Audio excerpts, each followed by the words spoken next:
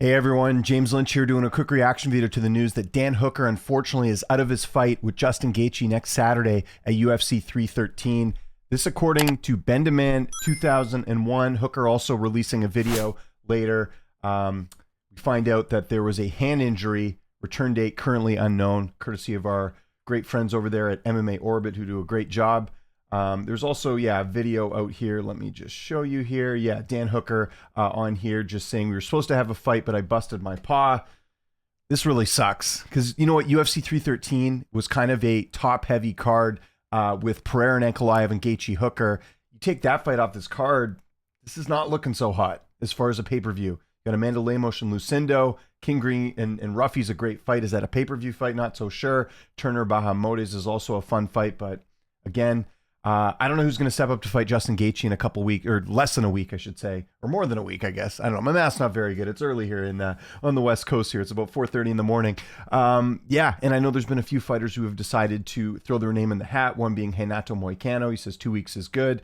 I have time for 2 or 3 sparring sessions. Moicano, of course, getting to fight Islam on, 24 hours notice, ends up losing that fight. I don't know if the UFC is going to go that direction. You've also got Fiziev, who wants to run it back with him too.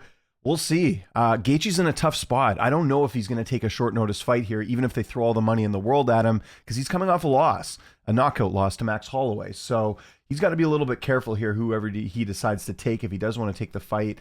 I think the UFC is probably better off finding a new fight, because again, Gaethje's in a bit of a different position with the fact that he is coming off that knockout loss.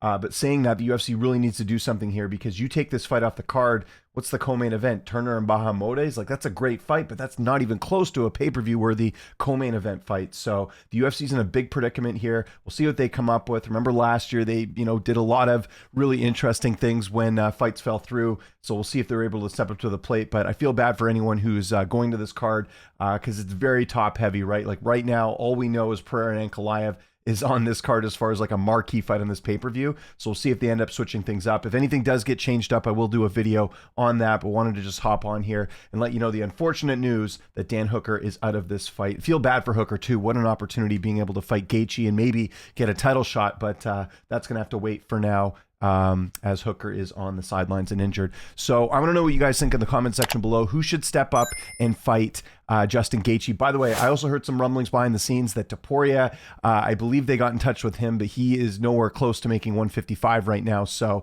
you can throw his name out of the hat as well, or out of the mix, I should say. Follow me on Twitter, TikTok, Instagram, @LynchOnSports. My name is James Lynch. Thanks so much for watching, and I'll see you next time.